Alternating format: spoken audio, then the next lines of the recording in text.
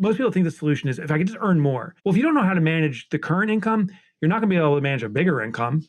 If you don't know how to properly lift 20 pounds of weight, don't put 100 pounds on and say, now I know how to lift the weights. So what we need to do is build authority and control over our current finances. And then as more finances are introduced, as you learn to make more or earn more, then you have that authority for life.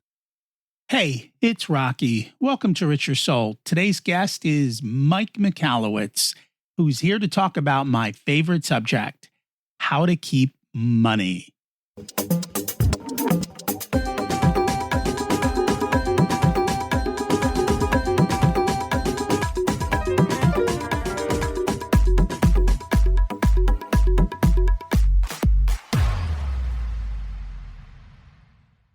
Imagine it's 12 months from now, and you've achieved your major life goals. How does it feel to be in the best shape of your life? To wake up energized, excited about the day, to have great relationships and friends who support you and propel you forward. How does it feel to have an excess of money, to be able to make the choices you want, to be fearless and open to trying new adventures? Imagine being connected to the universe and it providing everything you desire. It's possible over time, and your past does not dictate your future.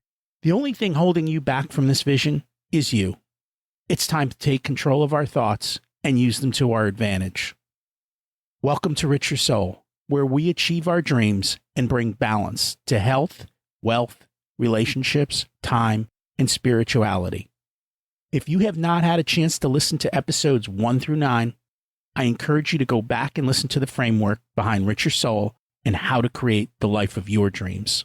You can also find all the show notes for this episode at richersoul.com. Our guest today is Mike Michalowicz. He's back again. He's the entrepreneur behind 4 multi-million-dollar companies, author of the best-selling classics like Profit First, Clockwork, The Pumpkin Plan, and All In. His newest book is The Money Habit that brings same practical brilliance to personal finance, showing how anyone can finally take control of their money without spreadsheets, shame, or complexity. We'll unpack why most people struggle with money, how credit cards are designed to manipulate, and answering the question that a lot of people struggle with, where does all my money go? We'll show you how, we'll make it simple, and we'll make it fun. Let's meet Mike. Welcome back to Richer Soul, Mike Michalowicz. It's great to have you join us again today. Rocky, it's always a joy to be with you. And I told you off air, I wanted to say why I'm dressed like I am. I'm in a hoodie. I could look like Eminem and do some rapping if I wanted to. I've been traveling so much for this new book. I did get back, not yesterday, but the day before, and I haven't had a chance to take a shower yet. It's been back-to-back interviews and stuff.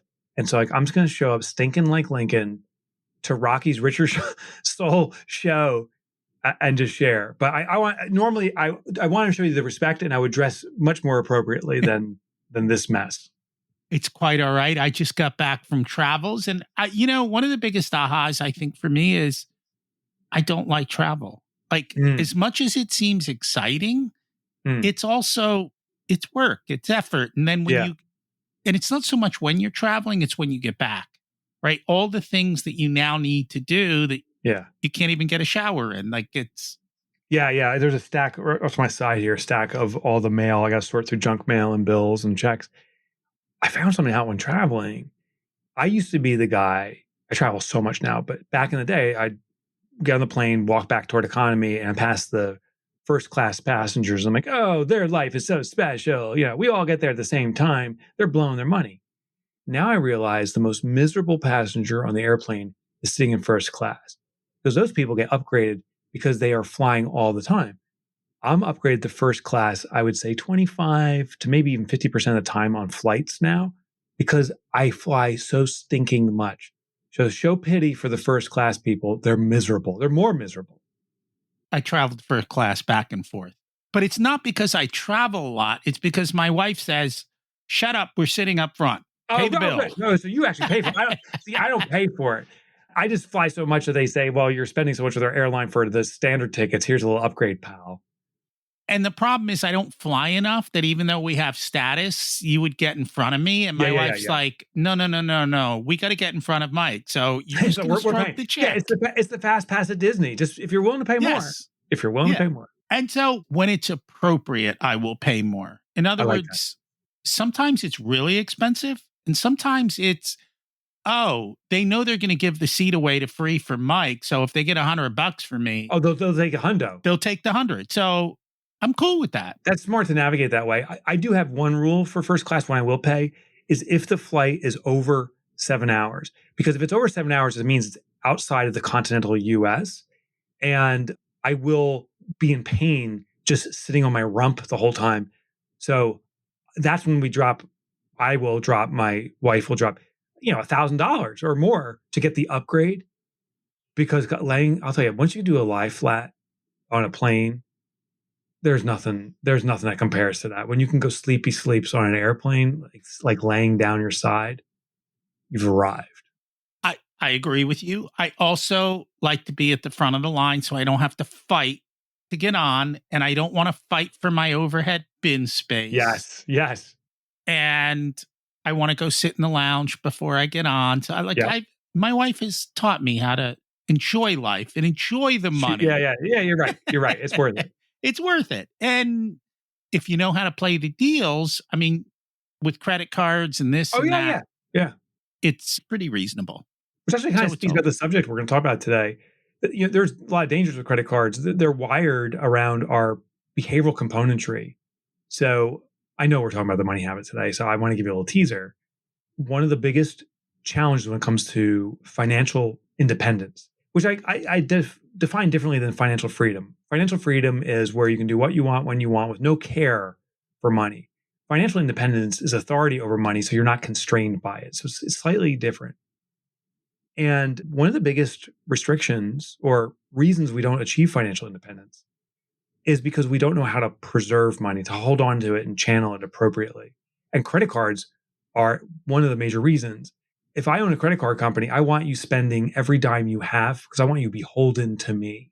So spend, baby. And I'm going to lock my claws into you. And for the rest of your life, you're going to be paying for it through interest and so forth.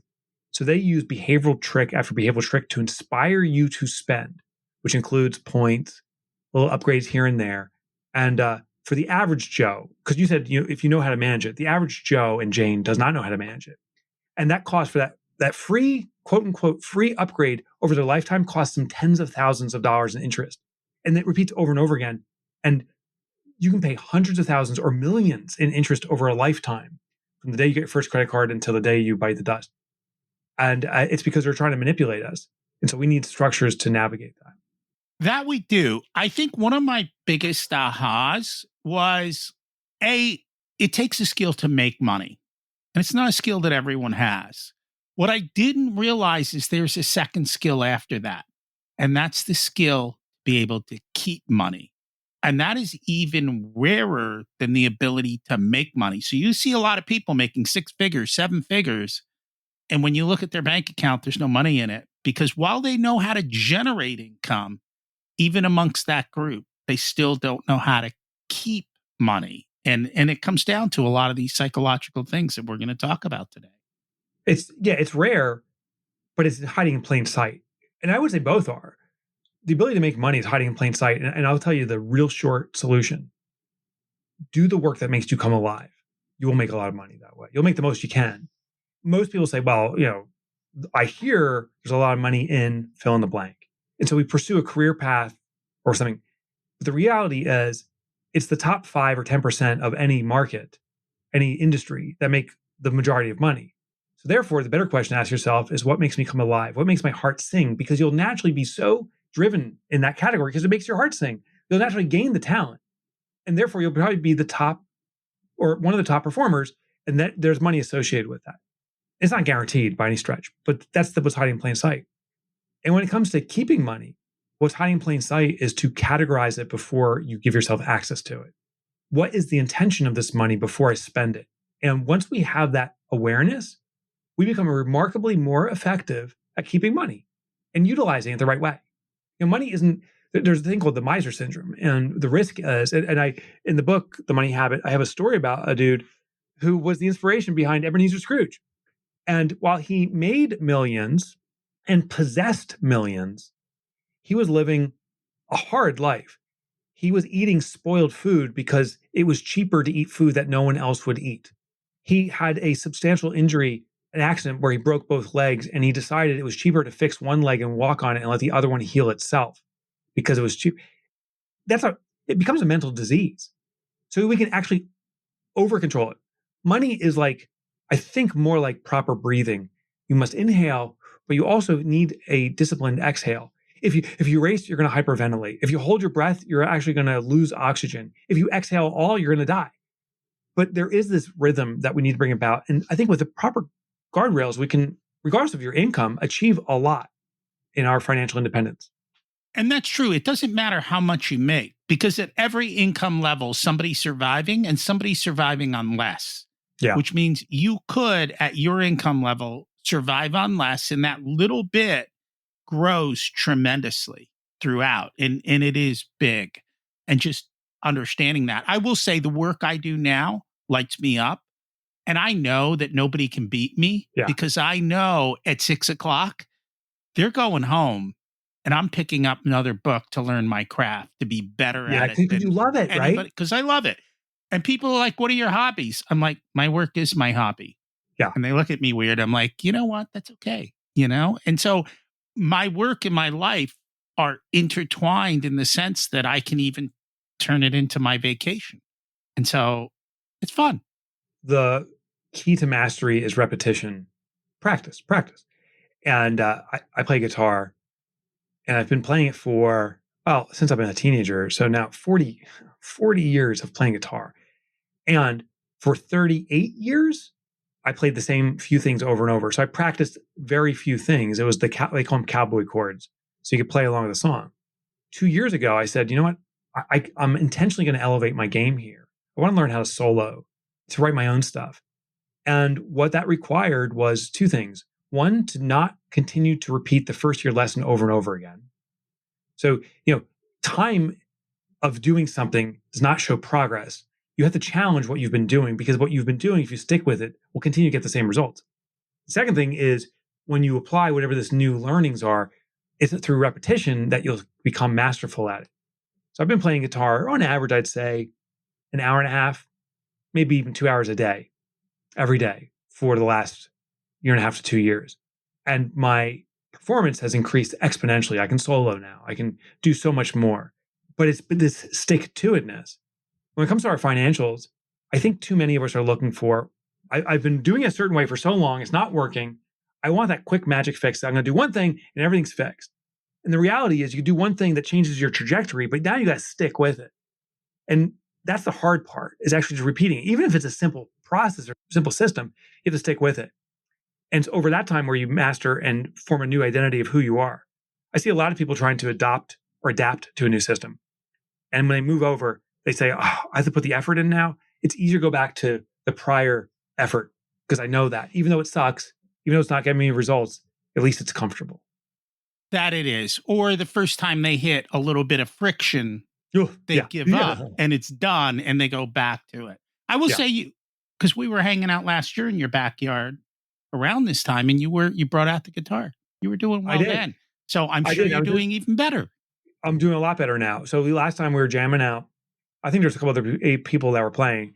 And that's where around that time frame, like before, I'm going to start getting better. So recently I was in a jam session and this guy, he's a pretty accomplished guitarist. He's like, damn, you've gotten better. And it became a more enjoyable process. But the process to building that has been tough and frustrating. At times I want to throw down a guitar and say, it's really worth going through what's called an exercise called the spider, where you're moving one finger at a time. And it's really a difficult process. And then it got better and better at it. Now it's like, that's kind of actually a fun process. Speaking of guitars, there is the story of how to build that habit. And what they said is lay your guitar on the table in front of the couch. Yeah.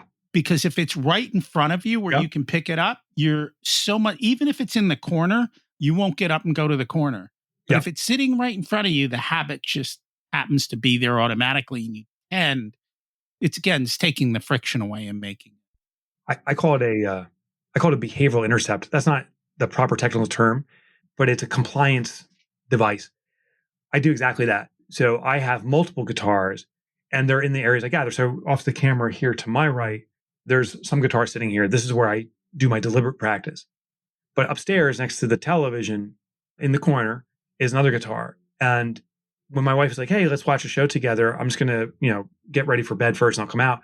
Well, it's a 10-minute window. I'm like, you know what? I'll jam out for a little bit. And so I play the guitar for a little bit. I have one in our bedroom, which if I get, so I don't play that too often because there's a lot of sleeping going on. But if my wife isn't around and she's traveling with friends or something, and I wake up in the morning, I'm like, God, let me just start playing right away, or putting myself to sleep, playing my own guitar. Accessibility and intercepting your pattern. I think the big mistake that I did in the past is I had a music room, but it was a different room. I had to walk to that room to do it. So now there's this conscious effort and a decision needs to be made of where I'm going to direct myself. Well, with money, the money habit is set up that money is pre-categorized before you spend it at your bank. And the reason I do this, and this is absolutely consistent with Profit First.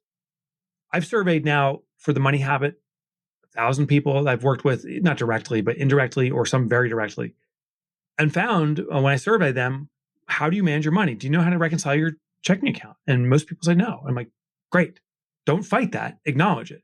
How many people have a budget? Well, I tried. And I'm like, how many people are using it? And be honest, like, not really. That spreadsheet, I don't go to it.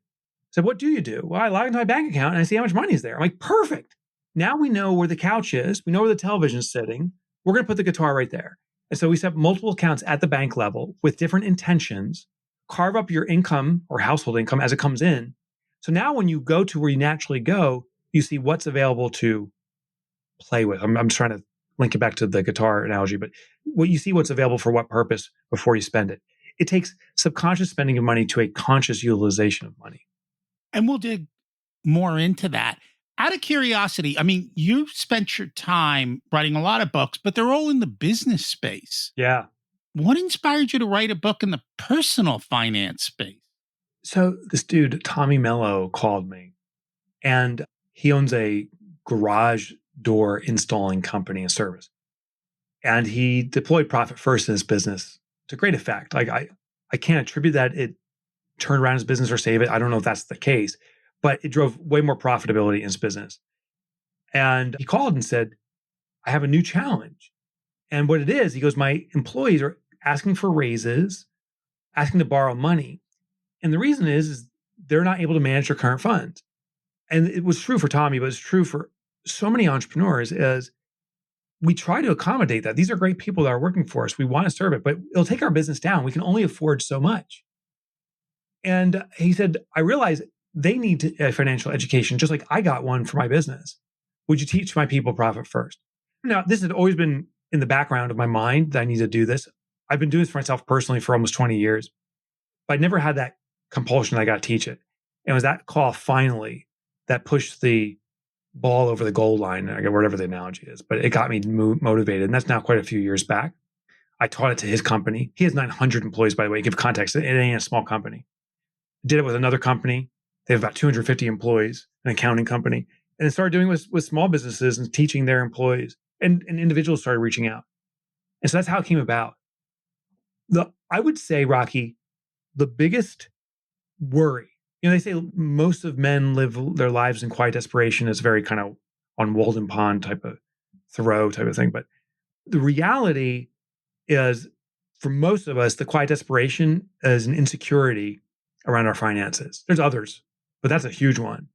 I read a study that's saying somewhere about 45 to 50% of the human population is worried about their financials in any given moment. Do I have enough money to pay for groceries today, or whatever it is? And like this is the constant drone. If we can assert authority over it, I'm not saying make more money. That most people think the solution is if I could just earn more. Well, if you don't know how to manage the current income, you're not going to be able to manage a bigger income. If you don't know how to properly lift 20 pounds of weight, don't put 100 pounds on and say, now I know how to lift the weights. So what we need to do is build authority and control over our current finances. And then as more finances are introduced, as you learn to make more or earn more, then you have that authority for life. So that's what we did with Tommy. And I'll tell you, it transformed the employees that I got to work with. The feedback was tremendous. And it also allowed the entrepreneur to benefit from something magnificent. Employees coming to work without worry, which means they can be more all in on their job. And so that's why, for the first time in my life, I'm writing something outside of just pure entrepreneurship. It's funny. I work with a lot of business owners, and clearly we're always focused on profit and doing that. But one of the conversations I've had with them, and sometimes we'll even do classes for our company's employees, and it's still a struggle. I'm like, if your employees don't understand money and how to spend it themselves, how are they going to make you profitable? They don't understand in your company that you have to do these things because they're not even doing it in their personal life. So, of course, they're not going to help you make money. And the other thing is, I have found employees tend to be incentivized to spend money, not to save money. Very few companies will go to their company and say, hey, if you save money in this department, we'll give you a bigger bonus. They all go, you have to hit your budget.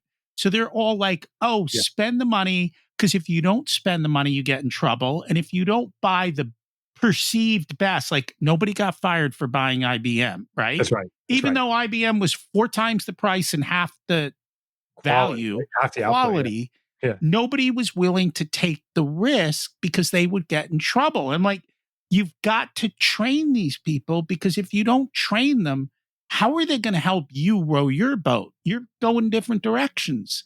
And then on top of that, if they are financially savvy, then, a flat tire is not going to prevent them from coming to work because they bought new tires, because they could afford new tires. It wasn't the struggle that it is. And so I very much am a big believer. That's a brilliant observation. Think about hiring your CFO, and she's horrible with money at home. She, the home finances are a total mess, and now she's the CFO of your company. There's an incongruence there. We want an individual that knows it innately, and this is true for your team too. So yeah, entrepreneurs should be and seem to be very motivated for their employees to master their finances. Yet the default is often, if I can just pay them more. I've never seen anyone fix this way. There's another observation from the book I wanted to share because I thought this was interesting. There's a belief in its mythology that lottery winners generally are miserable after the lottery win. And the reality is some are not. And so why is that the case? What the research that I was doing identified is that if a lottery winner wins money but has no financial acuity or experience or knowledge or ability, is probably the best word, prior, it amplifies their bad habits. They like to spend on whatever, and now they really spend on whatever. And they actually tank faster. Conversely, lottery winners that had a system to manage their current finances, regardless of the status or the income they were earning, when a large tranche of money came in, they had a system to control it. And it actually did improve their lives, because money is an extraordinary tool. That's all it is. It allows you to express or experience more of what you desire or who you are. So maybe a bad analogy, but I say if someone has an addiction to drugs, gambling, alcohol, and you give that person tons of money, they don't all of a sudden solve those addictions. They amplify. It's like, oh, I got all this money. Let's go booze it up, or whatever. Conversely, if someone lives a life where they use money to secure their future or prepare for future events and live in the moment and enjoy those trips, like that we were talking about earlier, you give that person a lot of money, those trips can become more expressive. They may properly serve for other unexpected elements of their life. They may have that automatic balance. So wherever you are, the lesson is this: wherever you are today, we must master your money. It's not about your income. It's about mastering the management of any income. And then if we amplify your income, that can only help. But even if your income never increases, if you've mastered it, the sense of security it has, the sense of knowing, is nothing short of extraordinary. I agree. And that's why I was very intentional with teaching our kids money habits and how to deal with them, because we knew they were going to grow up with parents who were well off, and we didn't want them to be spoiled or Yeah. have expectations and so forth. So it was the same thing. You have to be intentional with this. You have to teach the habits. And if you teach them young, they just become ingrained and they learn not to be consumers. They learn to be intentional purchasers of the things they love and not get sucked into all of it. So I'm a big believer in that. Out of curiosity, does this book differ from Profit First philosophically, or is it pretty much the same types of principles applied to the personal side? There are universal principles that translate over. Principles like removing temptation. If something's put in front of us that we shouldn't have access to or would harm us if we have access to it, don't put it in front of yourself and remove its access. So I argue with the necessity to have an emergency fund, because one of the most predictable things in life is an unpredictable event will happen, and money can help it. If it's a health scare, if it's someone else's that's in need, if there's a mandated vacation from the work you do because you got fired, like the unexpected happens. So we remove temptation. The envelope system is a universal principle. And this is just a digital manifestation of it. You can do this at your bank, but you set up multiple accounts, envelopes, that indicate the intended use of that money before you use it. So instead of having one block of money that came in, today's deposit, you do carve up that money into these different accounts so you know what money is intended for what use. And while it doesn't solve the problem completely, you may still say, you know what, let's go out to dinner tonight, and you take it from your mortgage account. And the end of the month happens and you can't pay your mortgage. But what it does do is it makes that decision a very conscious decision. Because if we have all the money blobbed together into one account and you go out to dinner and then you can't afford your mortgage in a month, you'll say, I don't know, I was just using my money. But now you have clarity over it. So there are some universal principles, but there are some distinct, unique differences. What I was doing as I was researching this and deploying it, what I discovered, I should say, is that there's a seasonality to personal finances that we go through. There are identities people take on and hold on to that harm them. Like, I'm not good with money is a very common one. I stink at math is another. I have debt is actually one of the most dangerous things to say. And so I do these identity shifts. Don't say you have debt, say you're in the recover season. And why that's such a significant thing to state and believe is a season is a temporal state. It has a time where it'll come to an end. But if I have debt, it means I possess something. Just like I have kids. Are you not going to have kids one day? Even if they pass away before you, you still have kids. It's part of your identity. So to say I have debt also means I will forever live in debt. So there was these kind of behavioral shifts. One thing a lot of people do not know about my work with Profit First or the Money Habit is, while it's the practical system, it's all rooted in behavioral psychology, behavioral tendencies, neuroscience, whatever you want to call it. I don't speak to it much in Profit First. In the Money Habit, I speak to it more. But everything's based upon how are we as the human being wired, and how can we work with our natural tendencies as opposed to try to fight against them to achieve the outcome we want, which is financial independence.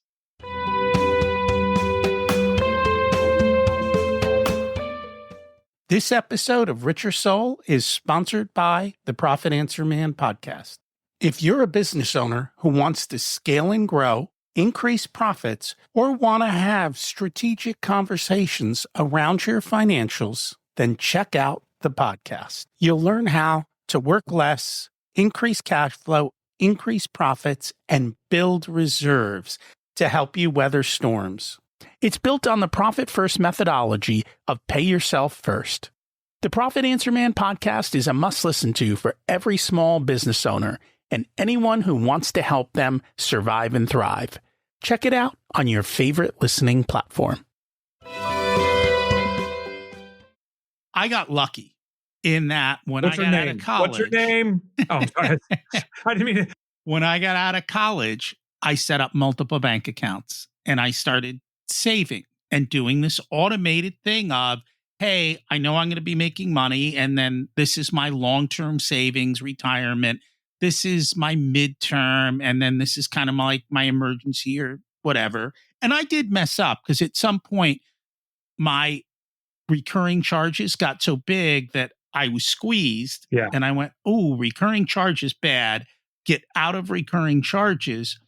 But because I set that up at 21, it guaranteed my success. Now, I Mm, didn't do it because I knew what I know now. I did it because that's just kind of what I was taught. That's how you do things, kind of like the envelope system.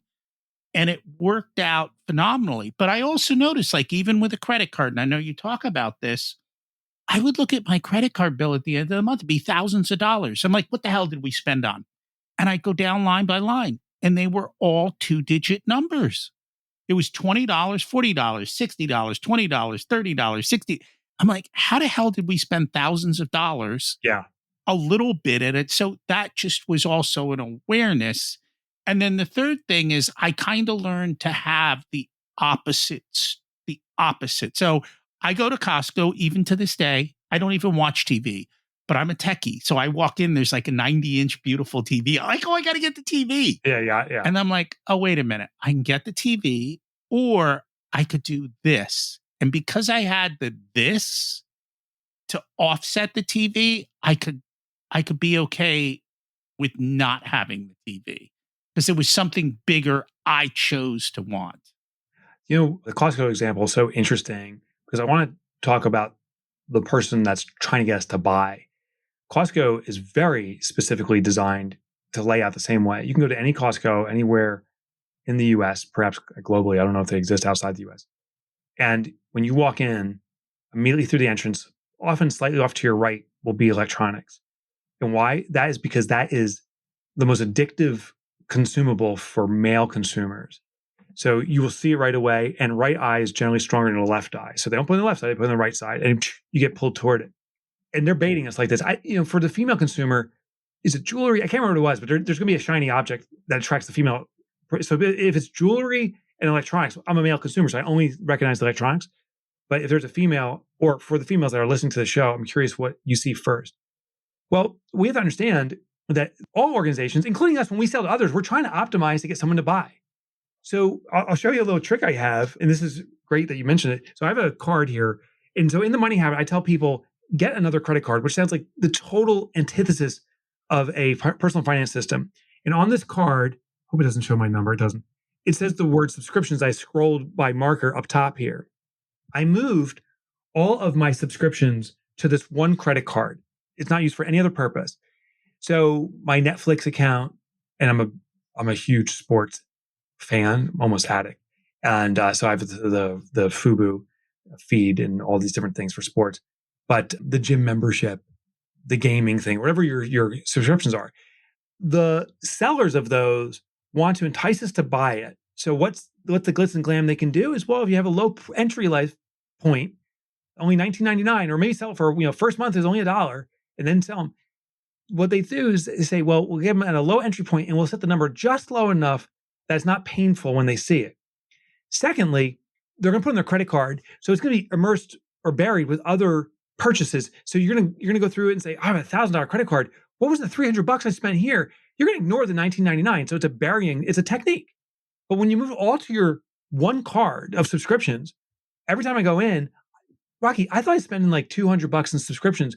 When I first did this, it was a $500 of subscriptions, my internet cable and stuff. I mean, oh my gosh. And it brings about the awareness. And awareness comes pain.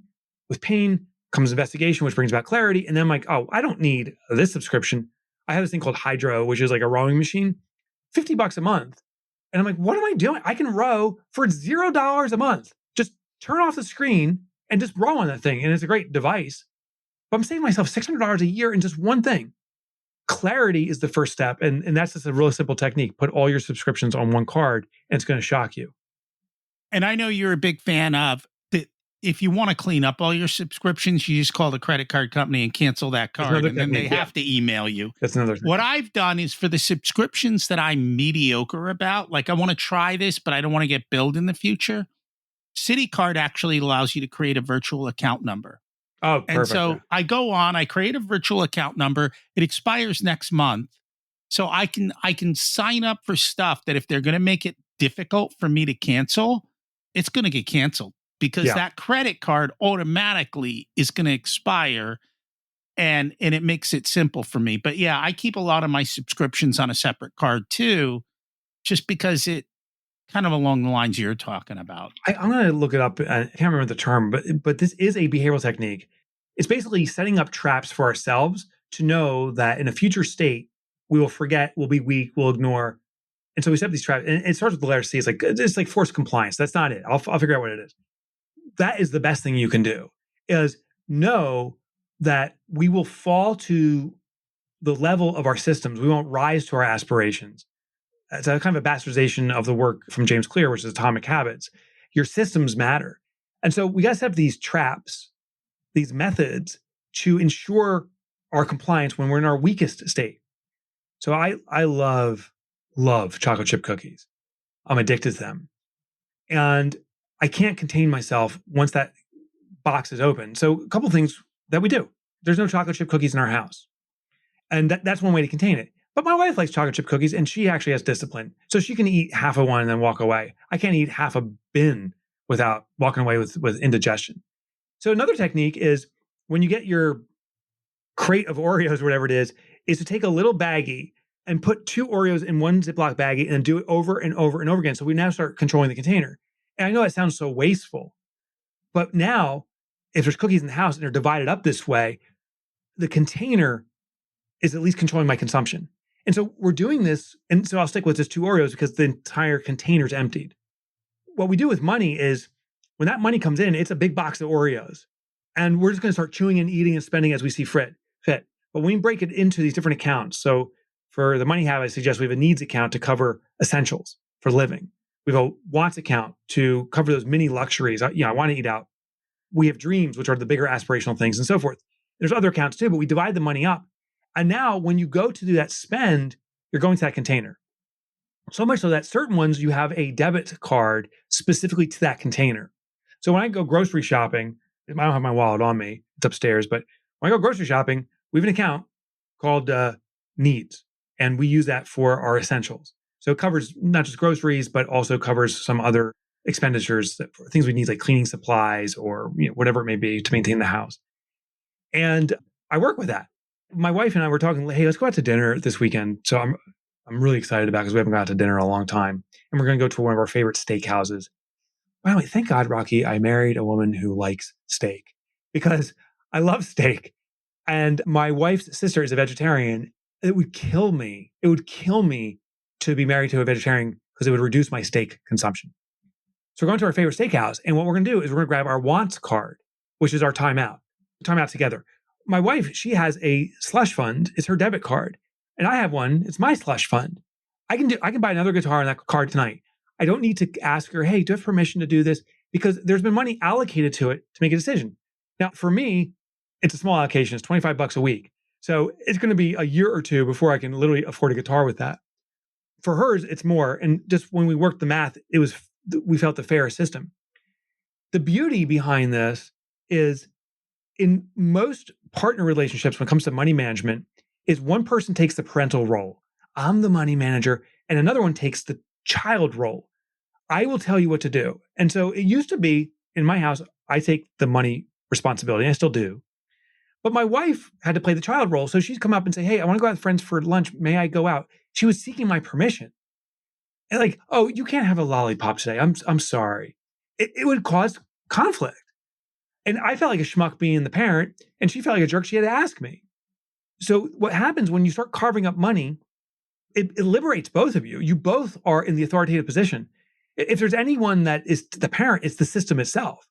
So my wife doesn't say, hey, can I go out with my friends? She goes, I have enough money in the account or not. And one of my favorite things that happens every so often is my wife will text me and say, hey, we're a little low on the needs account. We're going to have to cut back on groceries this week. We never had that. But that was a conversation. It was uncomfortable before. Now it's such clarity because we have that account that says needs. We know exactly what's there. And my wife is dynamically adjusting without, quote unquote, knowing money. I would say she knows money equally as well as me, maybe better in some ways because of the system. And it's brought this equilibrium and balance. We are a team now financially, as opposed to one being the team captain or coach and the other one being just on the line. And I think on the Profit First side, there's Relay, and Relay automates everything. Oh, they're awesome, dude. They're awesome.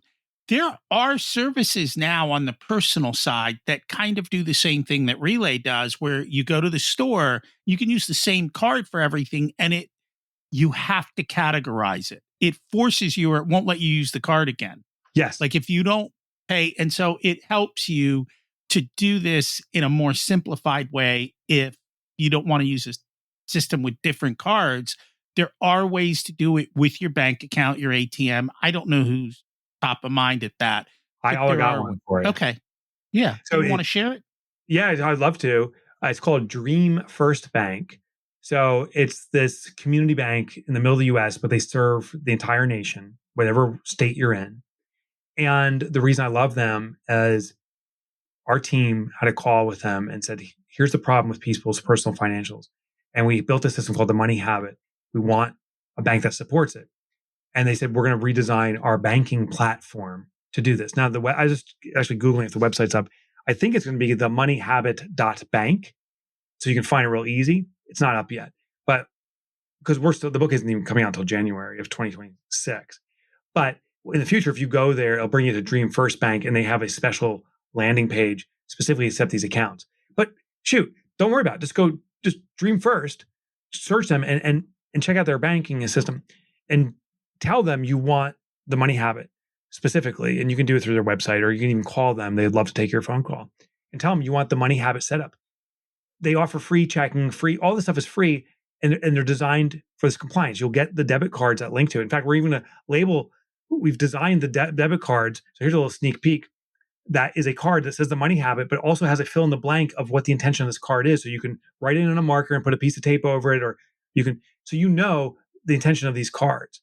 And it's funny, if you just take this one step, you can do it with your existing bank too. If that serves you better, do it with your existing bank. I just found this is the bank I'm using now. And it's fantastic. If you just do this one step of labeling the intended use of a card and linking it to a special account for that use, you will start controlling your spending habits. And if nothing else, you bring subconscious behavior to conscious awareness, and you'll know how you're managing money. And the first component to financial independence is having conscious awareness, clarity. I have always been a money geek. So I spent a lot of time in the space. And one of the things that might help them is when you get your card, have the card have the picture of the kids on it. Because when people look at a picture of their kids, all of a sudden they behave better. Oh, I love they that one. realize, oh, wait a minute, I'm screwing my family by doing this. And so it gives them that pattern interrupt to break the habit to go, is this helping my family or not? And so it's every time you pull the card out, you got to look at it. And you're like, the word I was scrambling for was commitment device. So this is a behavioral technique. That's what we're referring to. Is how do you prevent yourself when you're in your weakest state? And I love that. The pictures of the kids on the card, when you pull out the card, we're in a weak state. And if that picture's not there, it's like, oh, I got a card. When the kids are there, you have to face the consideration now. There's no avoiding it. So that's consistent with that technique. And that's the other thing I've noticed. I grew up, when I was young, we used cash. Credit cards weren't the norm, especially today. Everything is tap, which is wild and crazy. And you don't realize how much goes away in fees in that to the business owner. Astronomical. But and still to this day, I notice this. If I get a $100 bill, I tend to put it in the drawer and save it. Oh, that's great. Right? That's great. But the point is, if I had to walk in a store to buy that TV and I had to peel off 5 $100 bills, it would feel so much different than me tapping actually with Costco, I don't even tap my phone anymore. I just hit the yes button on the thing because it's already linked to my credit card. I don't even have to think about it. There's no emotional connection to spending the money itself. And I realize that that's big. Whereas whipping those $100 bills out or seeing that stack of money go down is painful. That's a classic pain avoidance, pleasure, a desire, or gain pleasure, avoid pain. And all businesses are attuned to this. So Costco wants you spending as much money as possible. That's their motivation. And listen, this is not a criticism. I'm not saying that they're being unfair or just. They're an extraordinary organization, but they want your dollar and they don't want it going to other big box store down the street. So they'll do everything to reduce the pain. So one of them is once it's in your cart, don't remind the person how much money they spent so far. So a trick to trigger pain and therefore bring conscious awareness is bring a calculator with you. Or you can do it on your phone, but a calculator is even better because you won't get distracted. And just every time you put something in there, put in the number. And you can round it. If it's $9.99, just put in 10 and keep adding up, and you start feeling the pain as you're purchasing. Another thing Costco does is they intentionally have very large containers. So a large shopping cart. So when you put something in there, the instinct is, oh, there's not much in there. Now, if they gave you a little cart and you put one or two things in there, like, oh my gosh, I'm getting so much. So the bigger the cart, the less pain in the consumption because it doesn't feel like much. These are all behavioral tricks to get you spending more. It's funny. We just had this conversation the other day. We were all together, and in Costco, you can go see your past spending. I'm like, I go to Costco and my bills are always under $100, which people are looking at me like I'm crazy. Like, how do you walk in and out of Costco for $100? I go, just only buy what I came for. Because most people it's called a shopping list. Like, we've lost that. These stores do not want you bringing a shopping list. They pray you are going to walk in or walk online not prepared, and you'll start exploring. The supermarkets are known for this. I can almost guarantee whatever supermarket you go to of choice, I'm talking to our listeners right now, anyone listening in, wherever you are on the planet, chances are the dairy products are in the back left corner of that store from the door. And the reason is that's the furthest distance from the door, and yet it's a necessity. So for most people, buying milk or eggs is what we consume very often. And so since it's in the back left, what does that do? It forces you through the store, and that's when they are trying to trigger temptation. That bright, shiny Fruit Loops box is right there, lots of colors. Just give it a quick grab. I do it for the kids. I might as well do it for myself. And they want you to start filling up that cart. So they're wired that way. The way to overcome that is a shopping list. What you're doing is you're pre-allocating your consumption plan. You're predetermining it, and therefore you're much more likely to comply. And that's what the money habit is. Pre-allocate the actual money to its intended use before you utilize it, and you're far more likely to work within the confines of that and not fall victim for, let's just browse a little bit. And I'm very much a habit of that. I think we talked about it, and I don't even refer back, but back in episode 7, talking about the U of the grocery store. Walk up the left, go down the back, come down the right, and get out. Don't ever go into the middle. Correct. And what we did, not for that, but for other purposes, is our grocery list is on an Excel sheet, and the Excel sheet's in the order of the grocery store. So if I'm looking at the sheet, my goal is how can I get out of here as fast as possible? I follow the Excel sheet that goes right through the store. I just pick the things I need and I rush through. And I'm so focused on that, I forget to look at the Fruit Loops, and I stay out of the middle and I don't get distracted. I'm like, I got my 12 things. I got to go because I have something else to go do. And it has kept me containered. I can see you like racing. You put on your best athletic shoes, shorts. You got a sweatband on your head. You go run around. Yeah. You know what you're doing? It sounds like you're also reorienting your pleasure receptors. Instead of like, ooh, I could have this, your actual reward is like a timer. And those are all techniques, all commitment devices effectively to prevent ourselves from the weak moments. Yeah. I turned it into a game. So I'm a big fan of helping everyone build wealth. And one of the reasons I love people to build wealth is they're less reliant on the government then. And they don't have all this crazy stuff going on. Like if everyone's rich, they don't cause all this disruption, right? I have a saying, if everyone's rich, no one will bitch. Yeah, there you go. Yeah, I believe the same thing, is if every individual had wealth and financial independence and control, I think wars would go away. I think conflict would go away. I mean, nothing's perfect, but it will reduce things tremendously.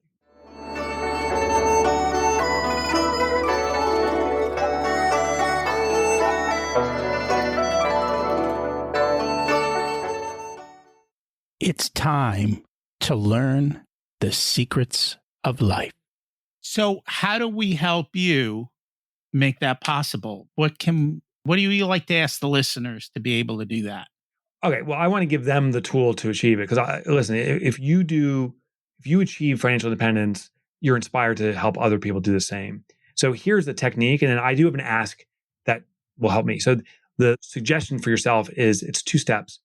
Step one, at your current bank or use Dream First Bank, but go to a bank and set up an account. But I want you to set up one specific account. Is an account that addresses your biggest financial worry or wonder. And so simply ask yourself, every day I'm wondering, are we gonna have enough money for the mortgage? Like what do you worry about most? Or maybe it's more immediate. Do I have enough money to put food on the table?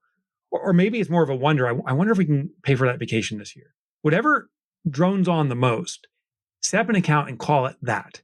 So I want to know if I can do a vacation this year. I'm going to set up an account called The Vacation this year. I want to know if I can pay groceries. I'm going to set up an account specifically called Groceries. That's step one. Step two is we're going to allocate the necessary amount of money from our income to assure that is addressed when it's needed fully and completely. So at the end, I need every week $300 for my family groceries, which nowadays sounds like actually it's probably 500, but let's say $300. I'm going to make sure that at the end of every week, $300 is in there. So I'm going to allocate accordingly.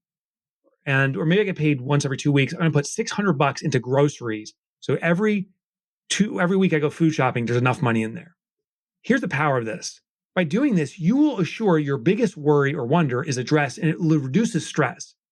The second thing is it brings awareness about, because you may not have enough money to go out to dinner yet again or whatever the other spend is, because we've allocated money to its intended use first. So there's going to be less money in the big bucket. And what happens then is like, oh, I'm spending money on that subscription. I really can't afford that if I want to compare for my groceries. So while this won't give you financial independence, it'll give you the first step toward it, which is clarity on how you're utilizing money and assuring your biggest worry is addressed. Do that. And I challenge anyone listening in, you can do that today. You can do it and actually, if you don't do it today, you're in trouble because you'll probably forget it and put it aside and not do it.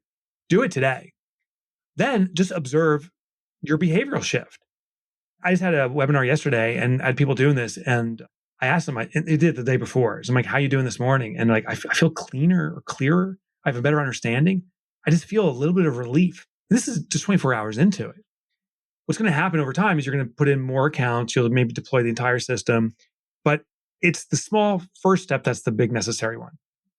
The ask for me, if you purchase the book, it is the best of what I know for $30 or whatever it is. It's literally the entire system. There's nothing else. You don't have to get a software subscription too to make this work. You simply just follow the entire script in the book. I emphatically believe, because this is my intent, that'll be the best $30 you ever spend on achieving financial independence. And I expect the return not to be 10 times. I'll make $300 back. No. It'll be a lifetime of transformative things. I hope it makes millions for you or reserves millions or helps you manage millions much better. And I will tell you, almost everyone that reads the book will experience millions in their lifetime. Not that they're going to earn more, but the average earner in the US as of today earns $50,000 a year and is employed for 40 years. That's $2 million. So you are managing millions of dollars over your lifetime for sure. And so go to your favorite bookstore, online retailer, whatever it is, get a copy of The Money Habit. I think it will be transformative for you. And it would mean the world to me. The more people who are ordering the book or pre-ordering the book, it triggers the Amazon algorithm and the Barnes and Nobles and the Books A Million and all the different systems out there to start marketing the book to people who have a similar avatar as you, because that's how those places are optimized. So your purchase selfishly also supports me in getting the word out to other people. And so that's the second component of why I ask people get a copy of the book.